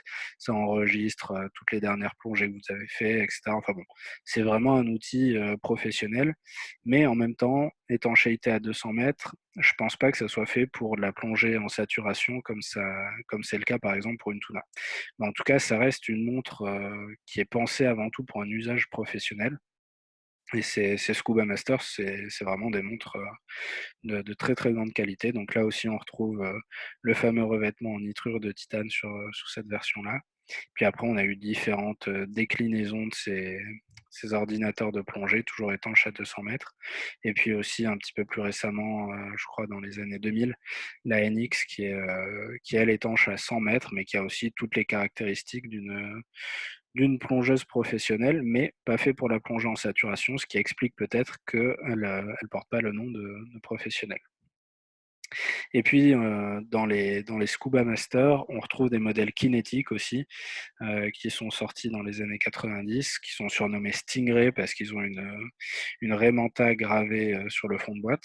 Et puis donc on a des plongeuses assez, classiques, on va dire, les 2 qu'on voit à gauche. Il en existe d'autres déclinaisons. Et puis à droite, on a une version analogique, mais ordinateur de plongée aussi. C'est-à-dire que comme l'ordinateur de plongée Scuba Master que j'ai monté juste avant, on a aussi un capteur d'immersion, on a aussi un profondimètre, etc. Enfin bon, vraiment tout ce qu'il faut là où il faut, comme je le disais, mais sur une version analogique avec un mouvement kinétique. Donc pour ceux qui connaissent pas les mouvements kinétiques, c'est des mouvements à quartz, mais qui se remontent de manière automatique. On a un rotor qui va tourner et un peu à l'image d'une dynamo qui va charger un accumulateur qui est dans la montre. Donc ça, c'est des montres qui, on pourrait se poser la question, est-ce qu'elles ne mériteraient pas d'être des plongeuses professionnelles? Ça, on ne sait pas, la question reste ouverte, mais en tout cas, les Scuba Masters sont aussi d'excellentes plongées. Et puis donc, on refait un petit peu marche arrière, on revient à la 62 masse. Je vous ai dit qu'elle a donné une première lignée de montres qui sont la gamme professionnelle, et puis là, on va voir la gamme grand public. Donc la gamme grand public née en 68 avec la 6105, donc qui reprend quand même pas mal de codes de la 62 masse, un boîtier qui est assez ressemblant, mais qui a un petit peu plus de rondeur, on va dire, puis toujours ses index carrés, ses aiguilles fines et longues, etc. Et au bout de 2 ans de commercialisation, elle va prendre un petit peu d'embonpoint, on va dire ça comme ça, pour donner la deuxième déclinaison de la 6105, qui est aujourd'hui surnommée la Apocalypse Now ou la Captain Willard, parce que en fait, c'est une montre qui a équipé beaucoup de GIs pendant la guerre du Vietnam, et c'est une montre qu'on retrouve donc dans le film de Francis Ford Coppola. Donc Apocalypse Now, évidemment. Au Japon, elle est surnommée la Naomi Uemura parce que, comme le laisse sous-entendre le nom, elle a équipé le fameux aventurier japonais. Donc c'est déjà lui qui était allé en 1970 en haut de l'Everest avec une 6159. Et cette fois-ci, ça va être le premier homme à rejoindre le pôle Nord en solitaire. Et là aussi, il y a une petite histoire que je trouve assez sympa. C'est que quand Naomi Uemura part pour le pôle Nord, il est sponsor Rolex. Il a cette montre au poignet, donc une Explorer 2, un modèle très connu de l'histoire de Rolex. Et comme on le voit sur la photo, c'est une montre qui est proposée sur un bracelet acier. Et en fait, avec le froid, la montre commence à lui provoquer des douleurs au poignet et il risque de faire une engelure au niveau de la montre. Donc il décide d'enlever la montre du poignet, de la porter par-dessus sa veste. Et là, évidemment, le problème se pose qu'avec le froid, les huiles finissent par figer et donc la montre s'arrête. Et un jour qu'il arrive à un point de ravitaillement, il y a un journaliste japonais qui est là sur place pour faire une interview. Et puis en discutant, Naomi Uemura lui explique que sa montre s'est arrêtée. Et donc le journaliste lui propose d'échanger avec la sienne. Et la montre que porte le journaliste, c'est la fameuse 6105. Sauf que la 6105, contrairement à l'Explorer 2, elle est commercialisée sur un bracelet en caoutchouc au lieu d'être commercialisée sur un bracelet en acier. Et en fait, c'est cette différence de bracelet qui a tout simplement permis à Naomi Uemura de porter la montre à même la peau sans risquer d'engelure. Et donc, avec la chaleur dégagée par le poignet de l'aventurier, la montre a pu continuer à fonctionner parfaitement jusqu'au pôle Nord. Et donc, c'est quand même assez marrant de se dire qu'il est parti en Rolex et qu'il est arrivé en Seiko, ce fameux Naomi Uemura. Et donc là, c'est une photo de lui. Il a vécu pendant 1 an avec des Inuits au Groenland pour préparer son expédition. Il a entre autres appris à conduire des traîneaux avec des chiens. Et donc, on le voit porter sa fameuse 6105. Alors, encore une fois, c'est pas du tout pour critiquer Rolex, puisque même la suite de l'histoire est intéressante. C'est que le journaliste est rentré à Tokyo avec la Rolex, et puis une fois elle s'est retrouvée à des températures décentes, on va dire, la Rolex s'est remise à fonctionner parfaitement. Donc, c'était pas un problème technique, mais tout simplement un problème de bracelet. Et quand Naomi Uemura retourne au Japon, il recroise un jour ce fameux journaliste qui lui propose de refaire l'échange, de lui rendre sa Rolex. Et puis Naomi Uemura lui dit non, non, c'est bon, je préfère garder la Seiko, je te laisse la Rolex, ça me fait plaisir. Et donc Naomi Uemura, que ça soit pour la 6159 ou pour cette 6105, c'est devenu un ambassadeur de Seiko, on va dire, alors qu'à cette époque, il était ambassadeur Rolex. Et puis la 6105 va être remplacée en 76 par la fameuse Turtle, qui est aussi une montre très connue et très populaire chez les amateurs de la marque. La Turtle, elle va avoir différentes déclinaisons. On a la version Scuba Pro. Donc la Scuba Pro, c'est un équipementier de matériel de plongée. Et cette montre, c'est un petit peu comme la Comex de Seiko, on va dire. Chez Rolex, on a des modèles Comex qui ont été faits en partenariat avec une entreprise marseillaise d'exploration marine. Bah là, Seiko a travaillé avec la Scuba Pro pour ce modèle. C'est un modèle qui est assez rare. Alors, je sais plus combien ils en ont fait. Je crois qu'ils en ont fait 500 ou un truc comme ça.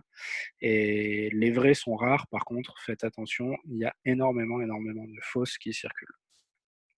Et puis, dernièrement, il y a quelques mois, il y a eu un article sur Hodinkey sur cette montre-là, qui est aussi une Turtle, mais avec une inscription différente sur le cadran. Donc, on voit MSST 1979-80. En fait, c'est une autre expédition. Tout à l'heure, je vous parlais de la 62 Mass qui est partie en Antarctique avec la Japan Antarctic Research Expedition. Bah là, en fait, c'est la même chose, mais un petit peu plus tard. Et cette mission-là va porter un nom spécifique, mais c'est toujours une mission de la Japan Antarctic Research Expedition, excusez-moi. Et c'est un petit peu, on va dire, pour eux, la remplaçante de la 62 Mass. Il semblerait qu'ils aient eu des 6105 aussi, et puis ils ont aussi eu des Turtles. Donc Seiko a continué à travailler avec ses équipes de professionnels qui travaillent dans des conditions extrêmes, en leur fournissant des plongeuses à l'épreuve de tous les malheurs qu'ils pouvaient leur faire subir avec des températures extrêmes, etc.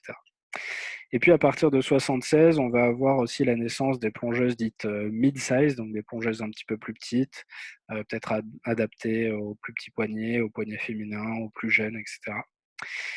Et en 78, on va avoir une montre avec un design qui devrait vous rappeler vaguement quelque chose. Donc ces montres-là sont équipées du calibre 75-48, qui est quasiment le même calibre qu'on retrouve dans les Tuna Quartz. Il est juste un peu plus petit, mais c'est aussi un excellent calibre. Et puis là, c'est l'habillage qui change. C'est des montres étanches à 150 mètres qui sont pensées vraiment pour le grand public. Et donc, c'est la première plongeuse Seiko avec ce design qu'on retrouvera dans la fameuse SKX 007, 009, etc. Donc ça, c'est en 78. L'année d'après, on continue à sortir des petites plongeuses mid-size ou des plongeuses pour femmes, etc. Et puis en 82, on a la Turtle qui va être remplacée par cette déclinaison-là, qui reprend le même mouvement, mais qui reprend surtout un nouveau type de boîtier qu'on retrouve sur les modèles à quartz ici. J'ai encore une fois mal choisi la photo, on voit pas bien le boîtier. Mais donc, c'est la première ancêtre de la SKX, mais version automatique cette fois-ci, et non plus version quartz comme on a vu juste avant. Et puis la même année, Seiko va sortir un autre type de montre, un petit peu un mélange des genres, encore une fois, avec on pourrait l'associer à une Tuna, vu qu'elle a cette protection, mais elle est étanche à 150 mètres, elle n'est pas monobloc. Mais en tout cas, elle a cette fameuse protection typique des Tuna, et puis c'est une montre à affichage hybride, à la fois analogique et digital. Et elle est connue parce qu'elle a été portée par Arnold Schwarzenegger dans plusieurs films, donc elle est surnommée la Arnie, comme l'acteur autrichien. Et puis, donc, on a déjà évoqué ces modèles-là qui, selon les pays où elles sont commercialisées, sont considérés professionnels ou pas, mais qui sont aussi un petit peu dans cette lignée de montres qui aboutira très rapidement à la fameuse SKX. Et donc en 88, on va avoir la 7002 qui sort, donc avec ce calibre 7002 et ce design qui sera repris juste après. Donc l'ancêtre le plus proche de la SKX, puisque 8 ans après, en 96, sort la mythique, la fameuse, celle qu'on ne présente plus, la SKX 007, et puis la 009 en version Pepsi, évidemment. Et puis la dernière évolution de la SKX, c'est une version quartz calendrier perpétuel qui est sortie en 2003, qui est absolument géniale avec le calibre 8F35, qui a un super mouvement quartz, qui est à la fois super précis, super robuste, et en plus qui a la fonction calendrier perpétuel. Donc ça c'est vraiment chouette. Et je ferai exprès de ne pas parler des nouvelles Seiko 5 Sports qui reprennent le design de la SKX mais qui ne sont pas des plongeuses et qui ne sont, à mon sens, donc pas les descendantes de la SKX 007. Et puis, dans les années 2000, évidemment, l'offre va va exploser puisque la popularité des plongeuses explose. Je vous ai mis là quelques modèles qu'on peut citer parmi tant d'autres. Je ne reviendrai pas là-dessus parce que là, on est vraiment juste sur une offre commerciale qui se diversifie. On a des plongeuses étanches à 150 ou 200 mètres qui sont de super montres, vraiment pensées pour le grand public. Et là, si on commence à tout lister, on en a pour des heures et des heures. Et puis, il y a juste un petit point qui me semble essentiel à faire quand on parle des plongeuses professionnelles, c'est que à la fin des années 2000, il y a quelques années, Seiko réorganise un petit peu ses gammes et crée Prospex. Donc Prospex, ça veut dire Professional Specification. Donc le nom semble indiquer que ce sont des montres professionnelles, mais en fait, il ne faut pas trop se fier au nom, puisque dans les prospects, il y a des montres professionnelles et des montres qui ne sont pas professionnelles. Et donc l'organisation de la gamme, c'est comme ça. On a les LX donc, qui sont sortis l'an dernier. Dans les LX, comme j'ai dit, il y a des montres qui ne sont pas professionnelles et on a une plongeuse professionnelle. Ensuite, on a la gamme Marine Master, que là, je pense que tout le monde connaît. Et donc, les Marine Master, ce sont des montres professionnelles. On retrouve la fameuse MM300, mais on a vu qu'il y avait des Tuna qui étaient Marine Master, qu'il y avait la Marine Master 600 Spring Drive, qu'il y avait des Marine Master 1000 iBeat, etc. Donc, vraiment, les plongeuses professionnelles de Seiko sont les Marine Master. Et les dernières déclinaisons de la Marine Master dont je vous ai parlé, même si sur le cadran, c'est plus écrit Marine Master, dans l'organigramme, on va dire, des gammes Seiko et Prospex, ce sont bien des Marine Master toujours, et ce sont toujours des montres professionnelles comme leur cadran l'indique. Et puis après, on a les plongeuses dites Scuba, donc c'est là qu'on va retrouver des montres comme la Sumo, la Monster, la Turtle, etc., qui ne sont pas des plongeuses professionnelles. Et puis après, dans Prospex, on a aussi d'autres montres, d'autres familles de montres, on va dire, qui elles ne sont même pas des plongeuses, mais qui sont pensées pour différents types d'activités. Et donc, évidemment, ces dernières années, vous le savez sûrement, on a vu la popularisation de clins d'œil à des modèles historiques. Donc à gauche, on a un clin d'œil à la 6159 de 68, qui est surnommée la Marine Master 200, alors que ça n'est pas une Marine Master, mais c'est une Scuba, c'est pas une montre professionnelle. À droite, on a un clin d'œil à la fameuse 62 Mass. Cette année, vous le savez sûrement, on va voir des rééditions de la 6105 qui sont absolument géniales. Et puis d'autres rééditions très inspirées de la 62 Mass. Et évidemment, la 62 Mass, elle a une réédition un petit peu plus historiquement précise, on va dire, ou anatomiquement précise, avec la SLA 017, qui est une super plongeuse, que personnellement, je regrette de ne pas avoir eu et que j'espère bien pouvoir m'offrir un de ces jours. Et puis cette année, encore une fois, si vous suivez l'actualité de la marque, vous savez qu'on a une dernière réédition de la 62 Mass, avec cette fois-ci pour la première fois un mouvement iBeat et puis ce nouvel alliage, etc. Encore une belle réussite et un beau clin d'œil à l'histoire passionnante des plongeuses Seiko. Voilà, j'ai pas du tout respecté le temps que je vous avais dit, je suis désolé, mais il y a tellement de choses à raconter sur ces montres que ça me semblait important de balayer tout. Voilà, j'espère que ça vous a plu. Et donc, si vous avez des questions, je vous invite à prendre la parole maintenant ou à poser des questions sur le chat. J'aurai plaisir à suivre la discussion avec vous tous. Pas de souci pour le timing, merci. C'est gentil. Merci. Je vois qu'on n'a pas perdu trop de monde, on est toujours 41. Alors, que signifie masse? C'est vrai qu'on dit 62 masses. Alors en fait, c'est des références un petit peu internes à Seiko.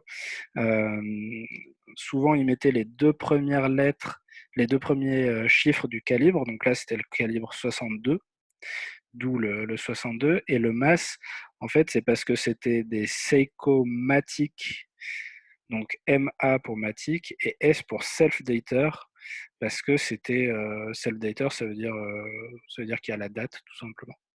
Donc 62 pour le mouvement, MA pour Matic, pour montrer que c'est une montre automatique de la gamme 62, et S pour Self-Dater. J'ai zappé le joint en L. Alors c'est vrai que j'ai pas parlé du joint en L. C'est une des caractéristiques de la Tuna. Je ne suis pas rentré trop dans les détails techniques, mais si vous voulez, je peux vous retrouver. Il y a des schémas, des vues en coupe. Une des grosses innovations sur la Tuna, c'est le fait qu'au lieu d'avoir un joint classique rond, on va dire, ils ont développé un joint qui a une forme un petit peu différente et qui permettait justement de présenter une meilleure résistance à l'hélium, enfin une meilleure étanchéité à l'hélium. Et donc ça, il semblerait que par contre, ça soit bien une idée de Iko Tokunaga. Ce qui m'amène sur la question de Philippe qui dit sur la Tuna, comment a été réglé le problème de l'hélium, pas de valve.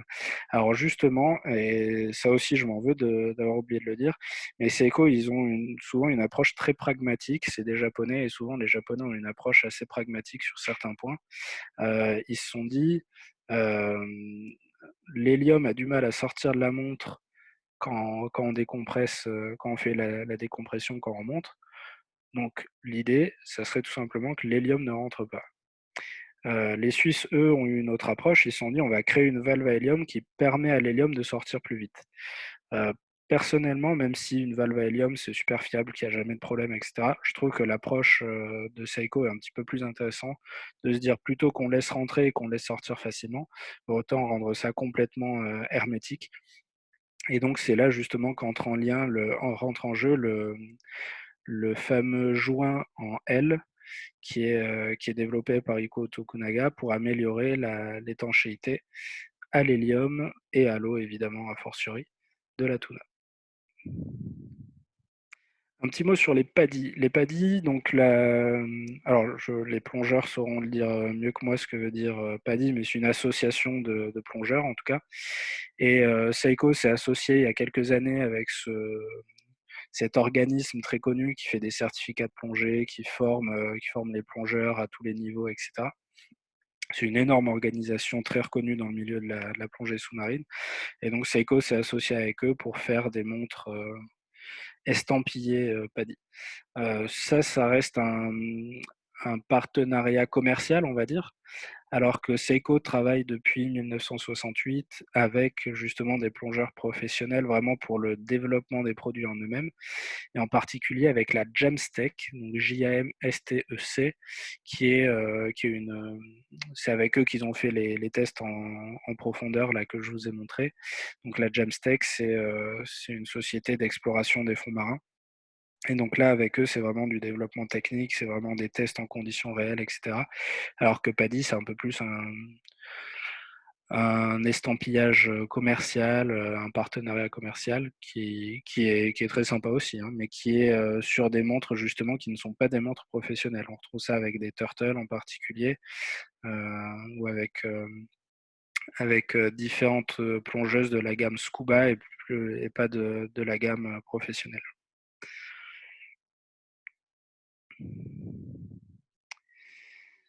Alors, tac, tac, tac, joint classique en I pour les verts. Merci Romain pour la précision. Allez, question chiante Arnaud. Si tu devais en choisir qu'une, laquelle et pourquoi? Si je devais en choisir qu'une, je pense que je prendrais la 6159 7000 ou 7001, il y a eu plusieurs déclinaisons. Donc on va dire l'ancêtre de la MM300, celle avec le mouvement iBit 6159, le boîtier monobloc, etc. Donc la première plongeuse professionnelle avec écrit plongeuse professionnelle dessus. Pourquoi? Parce qu'elle a un excellent mouvement, parce que je suis un peu plus sensible aux montres historiques qu'aux montres modernes, parce que c'est un mouvement grand Seiko et que je suis aussi fan de grand Seiko, parce qu'elle est ajustée selon les normes G spéciales, ce qui est assez exceptionnel, parce que je la trouve juste canon. D'ailleurs, plutôt que de vous laisser sur l'image de fin, je vais retourner sur les photos super belles que j'ai retrouvées de la 6159. Voilà. Et puis d'après Taro Tanaka, enfin c'est aussi en tout cas la plongeuse préférée qu'a fait Taro Tanaka, même s'il a fait la tuna, la golden tuna, etc. C'est sa plongeuse préférée à lui. Et si le grand maître le dit, je vais pas le contredire. Réfléchir en termes de problème, pas en termes de solution. Ouais.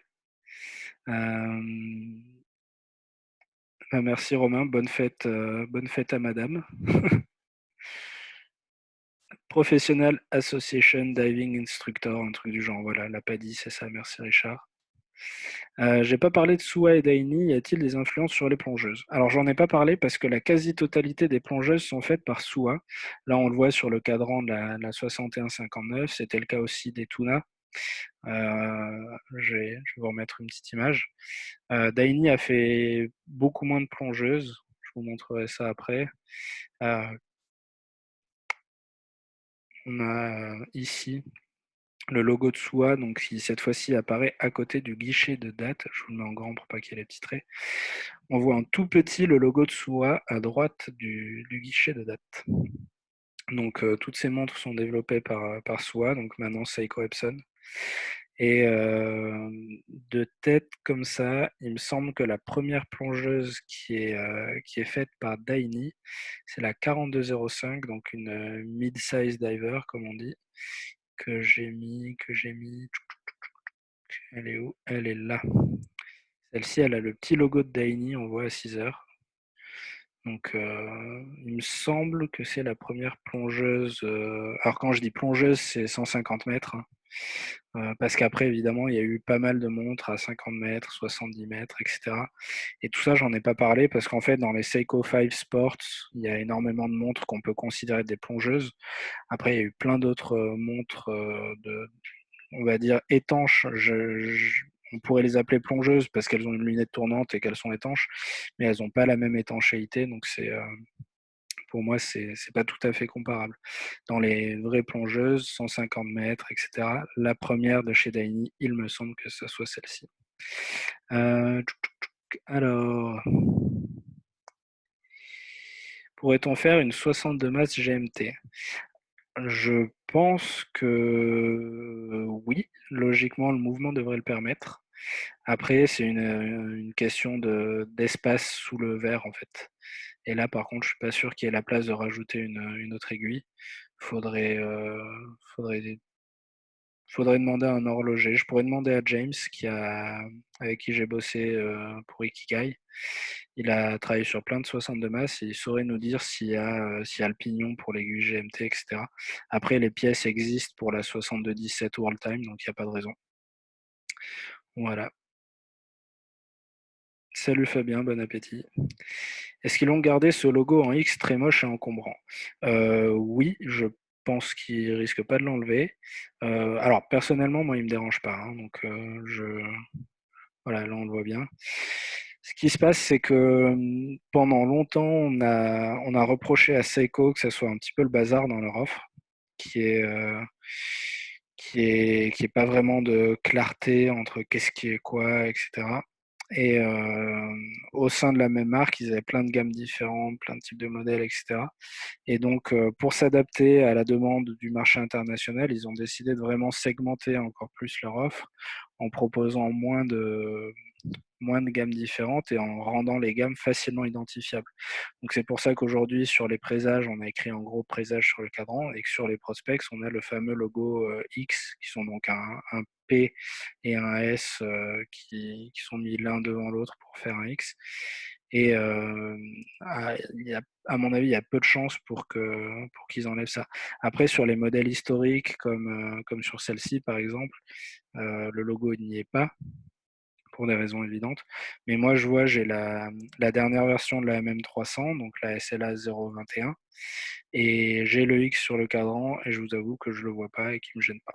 Donc après, je sais qu'il y a beaucoup de gens qui aiment pas, chacun ses goûts évidemment, mais à mon avis, pour des raisons commerciales et des raisons de marketing, ça risque de ne pas trop changer à mon avis.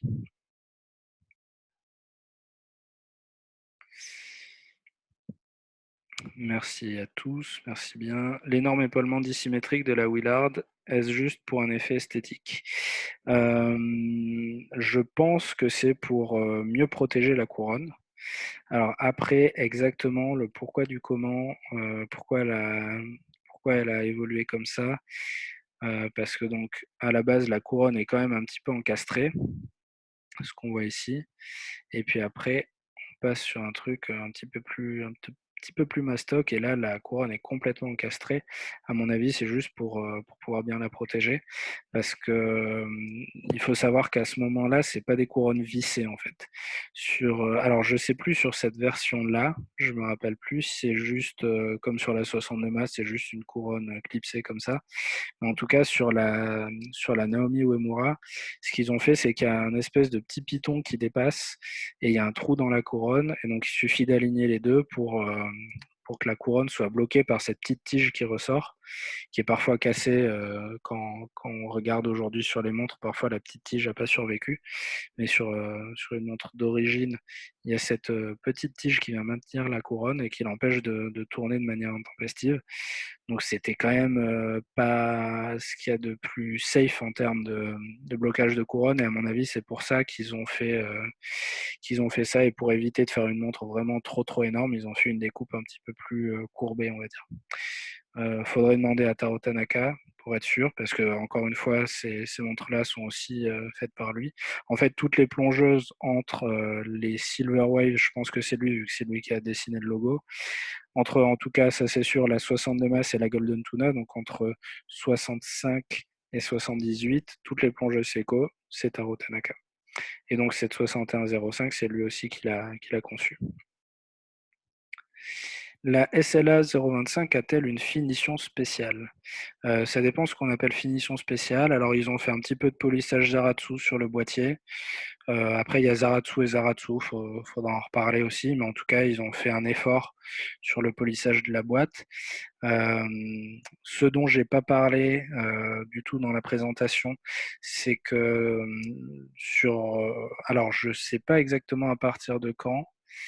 Il me semble que dès la 62 Mas, mais je me trompe peut-être, les index ne sont pas appliqués, mais ils sont emboutis. Donc, ça veut dire qu'il y a une machine qui arrive sur l'arrière du cadran qui va venir taper dessus pour faire sortir les index devant et ensuite ils vont être remplis Luminova. Ça évite qu'il y ait un index qui se détache et qui vienne bloquer la montre. C'est en tout cas l'explication qui est donnée.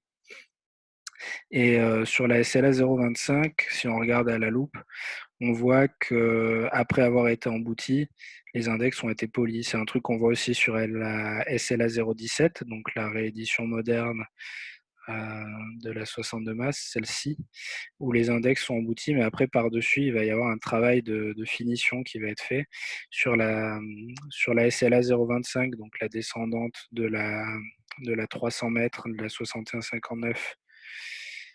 Je vous la remets parce que, à force de donner des chiffres dans tous les sens, on va peut-être perdre du monde. Sur celle-ci, si on regarde à la loupe, on voit que les index sont très finement rainurés, texturés, un petit peu à l'image de ce qui est fait sur les GS à cadran sombre. On va avoir cette texture qui va permettre de renvoyer la lumière de manière intéressante en rapport avec le fait que ce soit un cadran sombre. Pour info, voici mon inventaire des surnoms Seiko. Merci Michel. Il y a un lien donc pour son site Le Calibre et il y a énormément d'informations sur ce site et de super articles. Je vous invite à aller regarder le site Le Calibre et vous y retrouverez en effet un inventaire de tous les surnoms qui sont donc tous donnés par des amateurs de la marque. C'est pas des noms officiels, mais ça vaut le coup d'aller regarder. Vous découvrirez sûrement pas mal de modèles. Les 2 nouvelles Captain Willard sont des tueries, je suis bien d'accord. La couronne n'est pas vissée sur la 6150, sur la 6105, c'est juste un push and lock de la protection. Est-ce que c'est le cas aussi sur la première 6105, sur la 8000? Je pense aussi, il n'y a pas de raison, vu que c'était le cas sur la 6105 8110. Mais la question, c'était plus, et si Richard a la réponse, je veux bien savoir, est-ce qu'il y a le même système avec ces petites tiges qui sortent pour aller bloquer la couronne sur Pas la la Seiko 8000? 5, là. Ils ont sorti, là, qu'on a vu encore, je crois, que TOA. Mais c'est pas des plongeuses, non? Parce que les couronnes, elles sont pas vissées. Et qu'il y a de l'eau qui peut rentrer dedans à J'ai partir j'ai pas, de j'ai 5 pas mètres. entendu le début, tu peux répéter?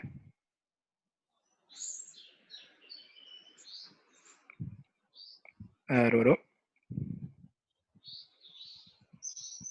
J'ai pas entendu le début. Oui, excuse-moi, Arnaud. Ouais, dis-moi.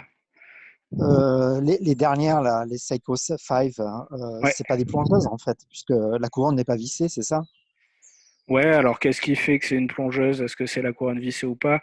Pour moi, c'est surtout une descendante des Seiko 5 Sports qui sont sortis à la fin des années 60, qui étaient faites pour aller dans l'eau, mais qui n'étaient pas des vraies plongeuses telles que là on les a vues. Après, ça reste des montres qui sont étanches, il me semble, à 150 mètres, si je dis pas de bêtises. Tu peux tout à fait aller faire de la plongée à 10, 20, 30 mètres avec. Il n'y a pas la sécurité de la Hmm. couronne vissée, mais en termes d'étanchéité, je suis pas sûr que ça change grand-chose parce qu'en fait, plus il va y avoir de pression, plus la couronne va être plaquée contre la montre, donc plus elle va comprimer les joints.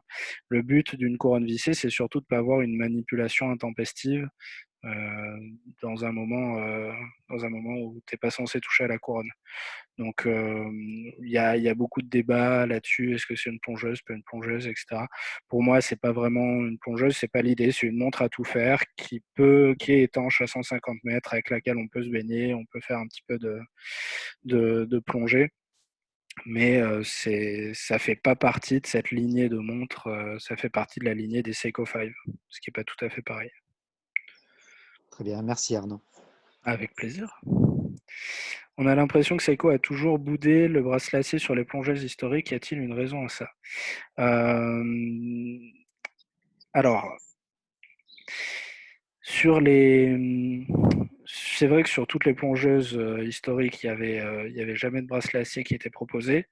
Euh, Ils ont mis des bracelets acier sur des montres étanches type Seiko 5 Sports, etc. Maintenant, je pense que la qualité des bracelets à cette époque était peut-être pas suffisante pour, euh, pour des usages un petit peu plus costauds, on va dire. Et je pense que c'est pour ça qu'on retrouve surtout des bracelets caoutchouc, polyuréthane, etc. Je pense que c'est une question de fiabilité. Et maintenant que ces bracelets sont beaucoup plus résistants, beaucoup plus solides, je pense que c'est pour ça qu'on en voit plus. Après, il y a sûrement aussi l'histoire, quand je parlais de la première Tuna avec ce bracelet extensible, je pense qu'il y a peut-être ça aussi. À l'époque, il n'y avait pas d'extension de plongée, donc s'il fallait tout le temps régler le bracelet, ça devait être un enfer. Donc je pense que ça participe au fait qu'ils ne proposaient pas de bracelet acier à cette époque.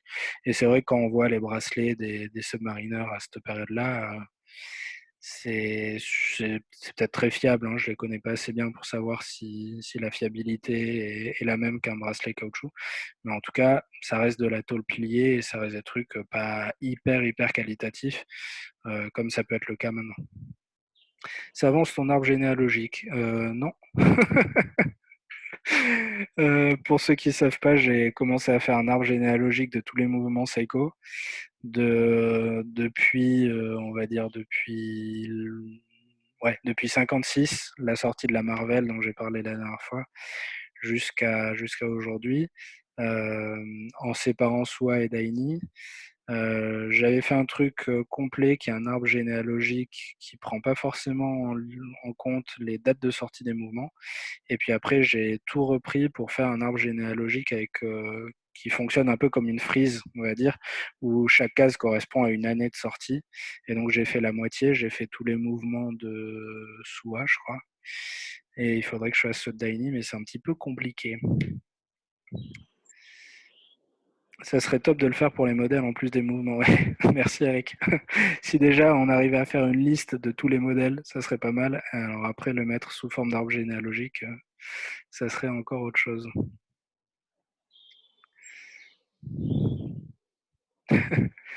Richard confirme qu'il est très bon contributeur sur le calibre. C'est vrai que Richard a écrit des super articles pour le calibre, donc je vous invite à aller regarder ça. Y a-t-il un site internet ou des docs sur les modifs possibles sur les Seiko, exemple ajouter un mouvement qui fonctionne heure sur 24 heures, etc. Il y a des forums, des groupes Facebook spécialisés là-dedans. Il y a des sites où ils vendent des pièces, etc. Je t'avoue que moi, je connais pas très bien cet univers. Il y a d'autres personnes qui sauront peut-être mieux t'aiguiller. Mais regarde déjà le groupe Facebook, il y a Seiko Mods ou un truc comme ça. Je crois qu'il y a des Seiko 5 à 200 mètres. Oui, tout à fait. Question pour tous, vous êtes tous des plongeurs ou vous mettez ces montres juste pour nager ou autre, esthétique, etc. Moi, personnellement, j'ai fait 2 baptêmes de plongée que j'ai trouvé super cool. J'aimerais bien en faire plus, mais je suis pas du tout un plongeur. J'aime bien ces montres pour le look, pour le côté technique, pour l'histoire, pour un petit peu tout le storytelling qui va avec aussi, hein, évidemment. Ces gars qui font de la plongée en saturation à plusieurs centaines de mètres avec leur Seiko au poignet, je trouve ça plutôt cool. Pourquoi Seiko n'arrive plus à proposer de nouvelles plongeuses non vintage et pourquoi cet engouement? Alors là, c'est purement hypothétique de ma part. Je pense que d'une part, ils ont des super designs qui, encore aujourd'hui, ont du succès commercialement, donc qui sortent sur cette vague. Ça reste avant tout une entreprise qui est là pour faire de la thune, et donc si ça se vend, ben, ils vont en faire plus. Je pense pas que c'est pas. Je pense que c'est pas qu'ils ne peuvent plus proposer de nouvelles plongeuses non vintage. Je pense que c'est parce que ça se vend bien, parce que ça peut être décliné sur des montres plus modernes, hein. On a vu des réinterprétations de la 62 Mass, etc., qui restent assez modernes. Après, il faut voir aussi qu'il y a eu certaines plongeuses un petit peu nouvelles, on va dire, dans le design, qui ont fait des gros flops, comme les Transocéans, par exemple. À mon avis, ça participe à ça. Après, ils ont des modèles un petit peu plus récents qui ont du succès, comme la Sumo, comme la Shogun, comme la Samurai, etc. Mais c'est vrai que je comprends qu'on puisse espérer avoir des designs un petit peu plus modernes, un petit peu plus récents, et pas qui réinterprètent pour la millième fois certains designs. Je vois que vous partez tous au fur et à mesure, vous avez bien raison. C'est quand même l'heure d'aller manger ou d'aller faire à manger. Merci, merci d'être resté jusque-là. Y aura-t-il d'autres visioconférences? Oui. Donc celle-ci, je vais éditer la vidéo, la capture là pour la mettre sur YouTube pour ceux qui n'ont pas pu être là. Et puis je vais vous proposer, je pense pour le week-end prochain, une nouvelle conférence. On verra le thème. Je vais sûrement reproposer les mêmes thèmes qui ont été proposés pour aujourd'hui. J'avais proposé quoi? Le quartz, les Seiko 5, Grand Seiko, l'influence de la culture japonaise sur l'horlogerie, enfin sur Seiko en particulier, des choses comme ça. Donc voilà, il y a plein de thèmes possibles. Et donc moi ça m'éclate. Et tant qu'il y a des gens intéressés, on continuera. Une visio sur les présages et leur origine. Alors, il y a eu des présages dans les années, toute fin des années 80, qui n'avaient pas grand-chose à voir avec les présages d'aujourd'hui. On pourrait un petit peu parler des présages, mais il n'y a pas non plus des millions de choses à dire parce que c'est une gamme récente. Et ça fait partie de ces gammes qui ont un ADN, on va dire, qui ont des spécificités commerciales, on va dire ça comme ça. Et c'est un truc assez facilement identifiable dont on pourrait parler, mais ça irait un petit peu vite. Je suis pas sûr que ça aille le coup de faire toute une visio juste sur ça. C'est l'heure de l'apéro, t'as bien raison, Eric. J'ai pas oublié d'enregistrer, non, c'est vrai. Bon, voilà. Bah écoutez, s'il y a encore des questions, c'est le moment. Soit en vocal, soit par le chat. Et puis sinon, il est midi passé. Donc je pense que tout le monde a envie soit d'aller à l'apéro, soit d'aller manger. Donc si vous avez des questions, vous avez mon mail. Vous pouvez tout à fait m'envoyer ça par mail et puis j'aurai plaisir à vous répondre ou à répondre à la prochaine visio. Donc voilà.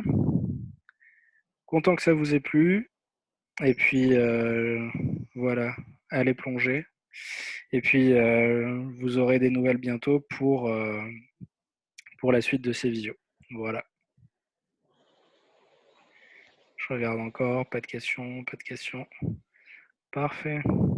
Écoutez, je vous souhaite à tous un très bon dimanche. Et puis je vous donne rendez-vous très bientôt pour la suite de l'aventure. Salut tout le monde. Ciao.